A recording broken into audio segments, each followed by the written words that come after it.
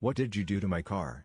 Nothing, why do you ask? So this happened about 4 hours ago at the local strip mall drugstore pizza joint. I was in the closest space to the front in a red Jeep. I was at a drugstore, right next to a pizza joint. I was done and was backing up, preparing to leave. I looked right, looked left and saw nobody coming. I started backing up when this flash of orange appeared behind me. Some kid was turning left into my parking lane at almost top parking lot speed, swinging in right behind me. I hit the brakes just in time. After he passed, I took a breath and again slowly backed out of my spot. I turned to the left and drove down the parking lane. This kid in some kind of boxy orange thing was already parked 3 spots down and standing next to his wheels while his GF was gathering her things before exiting. I drove past him slowly, giving him the disappointed look all the time. He was early 20s, looked like a Chad wannabe, staring at me, swinging his keys. When I pulled around to exit the parking lot, he was still looking at me. 3 rows away. His GF was already walking down the lane to the pizza joint. I pulled out, waited 5 minutes, did a loop,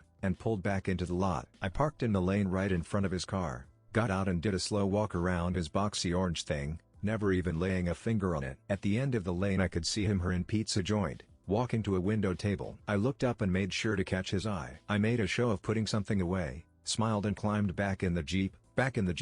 I drove down the lane and turned to the right for the exit. Just as he was stomping out of pizza joint, he looked more than a little bit angry. I blew him a kiss and kept on driving. Looking back, I could see him power walking to his car with a furious look on his face. The GF was watching from the window. TLDR, I never even touched Chad's car. Just don't tell him that.